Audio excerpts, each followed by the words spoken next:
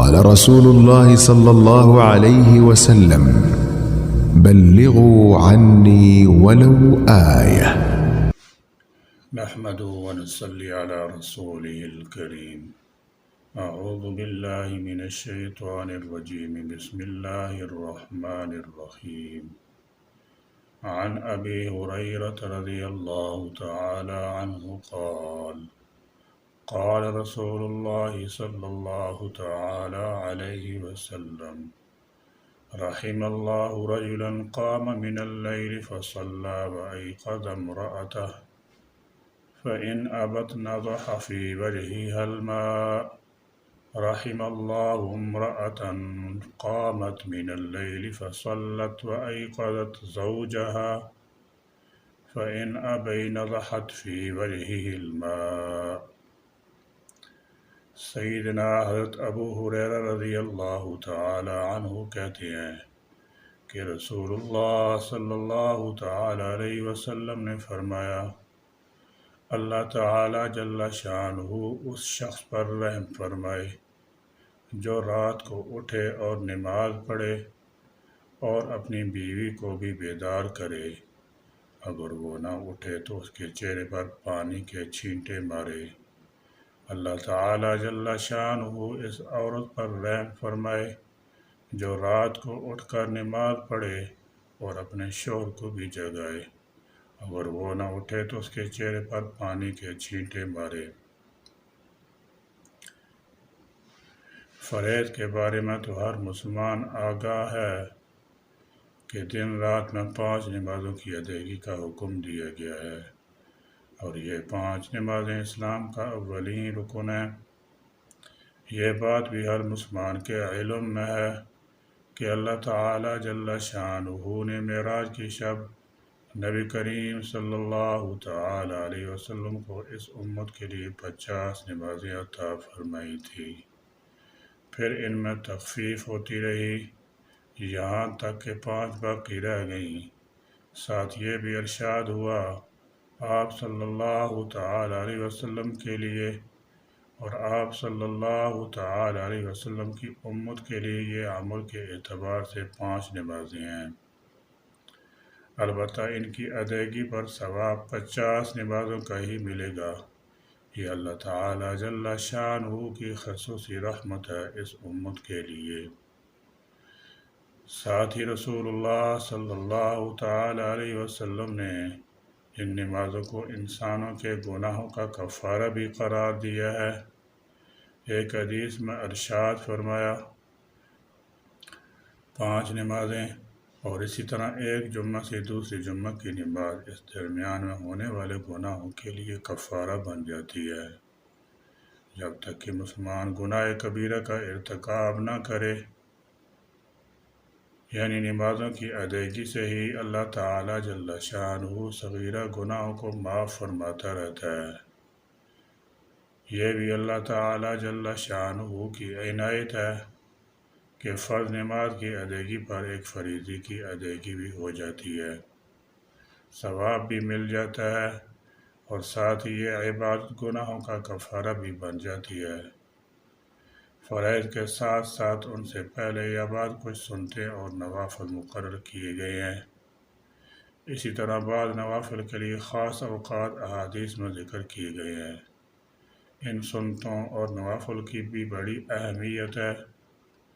فرض نمازوں کے علاوہ جن نمازوں کا نبی کریم صلی اللہ تعالی علیہ وسلم نے خود اہتمام فرمایا، ترغیب دی، تاکید فرمائی، وہ سنتیں کہلاتی ہیں۔ پھر علماء کرام نے ان میں 2 اقسام ذکر کی ہیں، ایک کو سنت موقدہ کہتے ہیں اور دوسری کو سنت غیر موقدہ کہتے ہیں۔ سنت موقدہ وہ نمازیں کہلاتی ہیں کہ نبی کریم صلی اللہ تعالی علیہ وسلم نے ان کے پڑھنے کا بڑا اہتمام فرمایا، شدید کسی عذر کے بغیر کبھی بھی انہیں ترک نہیں فرمایا۔ یہ سنت موقدہ ہیں۔ ان کی حدیث میں بڑی فضیلت بیان کی گئی ہے، جیسا کہ اس سے پہلے سبق میں گزر چکا ہے۔ ان سنتوں کا بغیر کسی عذر کے چھوڑنا گناہ ہے۔ ان کا اہتمام کرنا ہر مسلمان کے لیے ضروری ہے۔ ہر مسلمان کو یہ باتیں سمجھنی چاہیے، یاد رکھنی چاہیے اور ان پر عمل کرنا چاہیے۔ نفل کے لغوی معنی زائد چیز کے ہیں۔ نفل نماز ایک ثواب میں اضافہ کے لیے ایک زائد نماز ہے۔ سنت غیر موقع کی طرح اس کو پڑھنا ضروری قرار نہیں دیا گیا، لیکن ان نمازوں کو پڑھ کر انسان اپنے ثواب میں اضافہ کر سکتا ہے۔ نفل نمازیں دو طرح کی ہیں۔ اول وہ نفل نماز جن کا کوئی خاص وقت مقرر نہیں ہے، جب چاہو اور جتنی چاہو پڑھ لو۔ شیخ الحدیث مولانا زکریا صاحب کاندھلوی نور اللہ مرقدہ نے بوالا علامہ سیوطی رحمۃ اللہ علیہ سے نقل کی ہے کہ 70 نوافل ایک فریضہ کی برابری کرتے ہیں۔ اس سے معلوم ہوا کہ فرض نماز کو کتنے اہتمام سے ادا کرنا چاہیے، کیونکہ فرائض میں کوتاہی کی تلافی کے لیے نوافل کا بہت بڑا ذخیرہ درکار ہوگا۔ لہذا ہر مسلمان کو فرض کی ادائیگی کے ساتھ کچھ اوقات نوافل کے لیے بھی نکالنے چاہیے۔ اکابر کی زندگی کو ملاحظہ کیا جائے تو معلوم ہوتا ہے کہ علمی کاموں اور دیگر دینی مشاغل کے باوجود نوافل بہت کثرت سے پڑھتے تھے۔ حضرت امام ابو یوسف رحمۃ اللہ علیہ 200 رکعت نوافل روزانہ پڑھتے تھے۔ امام اعظم ابو حنیفہ رحمۃ اللہ علیہ کے متعلق تو بہت کثرت سے منقول ہے کہ 40 برس عشاء اور صبح ایک ہی وضو سے پڑھی۔ حضرت امام احمد بن حنبل رحمۃ اللہ علیہ 300 رکعتیں روزانہ پڑھتے تھے۔ امام غزالی رحمۃ اللہ علیہ نے ابو طالب مکی رحمۃ اللہ علیہ سے نقل کیا ہے کہ 40 تابعین سے تواتر کے طریق سے ثابت ہے کہ وہ عائشہ کے وضو سے صبح کی نماز پڑھتے تھے۔ اگر کسی کے پاس وقت فارغ ہو تو نماز اس کے لیے بہترین مشغلہ ہے۔ فرائض اور سنت موقع کے علاوہ جس قدر ہو سکے نوافل کا شغل رکھے، مگر شوہر یا اولاد یا ماں باپ کے حقوق میں رخنہ نہ ڈالے، اور مرد ہو تو وہ بیوی بچوں اور والدین کے حقوق نوافل کی مشغولیت میں تلف نہ کرے، کیونکہ شریعت پر چلنا مقصود ہے، نہ کہ اپنی طبیعت اور خواہش پر۔ ہمارے پیغمبر اعظم حضرت محمد الرسول اللہ صلی اللہ تعالی علیہ وسلم فرض نمازوں کے ساتھ ساتھ نفلی نمازوں کا بھی بکثرت اہتمام کیا کرتے تھے۔ نفل نماز بہت اہمیت کی حامل ہے۔ حدیث نبی صلی اللہ تعالی علیہ وسلم کی روح سے روز قیامت اگر فرائض میں کمی ہوئی تو وہ نوافل سے پوری کر دی جائے گی۔ حدیث قدسی میں وارد ہوا ہے کہ اللہ تعالی جل شانہ فرماتا ہے، جب تک میرا بندہ نوافل کے قریب رہتا ہے یہاں تک کہ میں اسے محبت کرنے لگتا ہوں، بس جب میں اسے محبت کرتا ہوں تو اس کا کان ہو جاتا ہوں جس سے وہ سنتا ہے، اور اس کی آنکھ بن جاتا ہوں جس سے وہ دیکھتا ہے، اور اس کا ہاتھ ہو جاتا ہوں جس سے وہ پکڑتا ہے، اور اس کا پاؤں بن جاتا ہوں جس کے ساتھ وہ چلتا ہے، اور اگر وہ مجھ سے سوال کرتا ہے تو میں اس کو دیتا ہوں، اور اگر مدد طلب کرے تو میں مدد کرتا ہوں۔ اس حدیث کو امام بخاری رحمۃ اللہ علیہ نے روایت کیا ہے۔ سیدنا ابو موسیٰ اشعری رضی اللہ تعالی عنہ نبی اکرم صلی اللہ تعالی علیہ وسلم سے روایت کرتے ہیں کہ آپ صلی اللہ تعالی علیہ وسلم نے فرمایا، وہ گھر جس میں اللہ کا ذکر ہوتا ہے اور جس میں اللہ کا ذکر نہیں ہوتا، دونوں کی مثال زندہ اور مردہ کی طرح ہے۔ یعنی جس گھر میں اللہ رب العزت کا ذکر اہتمام کے ساتھ ہوتا ہے، اصل میں اسی گھر کے مکین حیات سعیدہ گزار رہے ہیں، جبکہ اس کے برعکس وہ مکان جس کے پاس ہی ذکر اللہ سے محروم ہے اور اس کا اہتمام نہیں کرتے، وہ زندگی کے حقیقی لذتوں سے نا آشنا ہیں۔ ذکر اللہ سے مراد نماز بھی ہے، کیونکہ قرآن حکیم نے نماز کو بھی ذکر قرار دیا ہے، اور اس سے مراد ذکر بھی ہے۔ ایک تابعی جن کا اسم گرامی حریت بن قبیصہ ہے، وہ فرماتے ہیں، میں مدینہ منورہ آیا اور میں نے اس موقع پر اللہ تعالی جل شانہ سے دعا کی کہ اے اللہ مجھے کسی نیک صالح آدمی کا ساتھ نصیب فرما۔ چنانچہ ہوا یہ کہ اللہ تعالیٰ جل شانہ نے مجھے سیدنا حضرت ابو ہریرہ رضی اللہ تعالیٰ عنہ سے ملاقات کی دولت نصیب فرمائی۔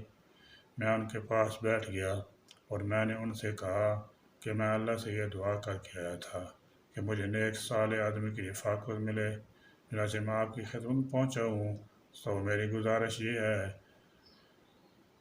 کہ مجھے اللہ تعالیٰ کے رسول صلی اللہ تعالیٰ علیہ وسلم کے فرامین میں سے کچھ سنائیں جو آپ نے اللہ کے رسول صلی اللہ علیہ وسلم سے سنے ہوں، اللہ مجھے ان سے نفع دے گا۔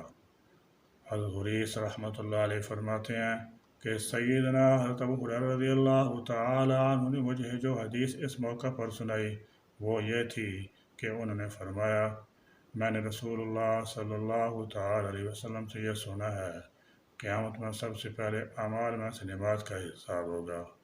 اگر نماز صحیح اور کامل نکلی تو یہ آدمی کامیابی اور کامرانی سے ہمکنار ہو گیا، اور اگر نماز میں کمی کوتاہی ہوئی تو یہ آدمی بڑا خسارہ اٹھائے گا۔ البتہ کسی آدمی کے فرض نماز میں کچھ کمی نکلی تو اللہ تعالیٰ جل شانہ فرشتوں سے فرمائے گا، میرے اس بندے کے اعمال میں سے فرائض کے علاوہ نمازیں دیکھو، یعنی سنن و نوافل دیکھو، اگر اس کے اعمال میں سنتے ہیں نوافل ہیں تو ان سنتوں اور نوافل سے فرائض میں جو کمی ہے اس سے پورا کر دیا جائے گا اور یہ آدمی نجات پا جائے گا۔ پھر نماز کے بعد تمام اعمال میں اسی طرح کا حساب ہوگا کہ فرض میں جو کمی ہوگی اسے فرض کے علاوہ سے پورا کیا جائے گا۔ مثلا زکوٰۃ فرض تھی، اس میں کمی ہوئی تو ایسے شخص نے جو صدقہ خیرات کیا ہوگا اس سے زکوٰۃ کی کمی کو پورا کیا جائے گا۔ اسی طرح تمام فرائض کی کمی کو اس عمل میں فرض کے علاوہ جو آدمی نے انجام دیا ہوگا اسے فرض کی کمی کو مکمل کر دیا جائے گا۔ اس حدیث شریف سے معلوم ہوا کہ آدمی کو نفلوں کا ذخیرہ بھی اپنے پاس کافی رکھنا چاہیے کہ اگر فرضوں میں کچھ کوتاہی نکلے تو میزان پورے ہو جائیں۔ فرض روزوں میں جو کمی ہوگی وہ نفل روزوں اور فرض زکوٰۃ میں جو کمی ہوگی وہ دیگر صدقات سے پوری کر دی جائے گی۔ ان سب چیزوں میں نوافل کو ملا کر بھی اگر نیکیوں کا پلہ بھاری ہو گیا تو وہ شخص خوشی خوشی جنت میں داخل ہو جائے گا، ورنہ جہنم میں پھینک دیا جائے گا۔ یہ روایت ہم سب کے لیے ایک بہت بڑا سبق اور تعلیم ہے کہ ہم سنتوں اور نوافل کا بھی اہتمام کرنے والے بن جائیں، خاص طور پر سنتوں عقیدت تو کسی صورت نہ چھوڑی جائے تاکہ قیامت میں ہمارے نامہ اعمال میں فرائض کی کمی کو پور کرنے کے لیے ہمارے اعمال میں سنتوں اور نوافل کی صورت میں ایسا ذخیرہ موجود ہو جو ہماری کامیابی و کمانے کا ذریعہ بن سکے۔ اللہ تعالیٰ جل شانہ ہم سب کو نوافل کی پابندی کی توفیق نصیب فرمائے، اور جو فضیلت رسول اللہ صلی اللہ تعالیٰ علیہ وسلم نے سنتوں کے اہتمام پر بیان فرمائی ہیں وہ ہمیں حاصل کرنے کی توفیق عطا فرمائے۔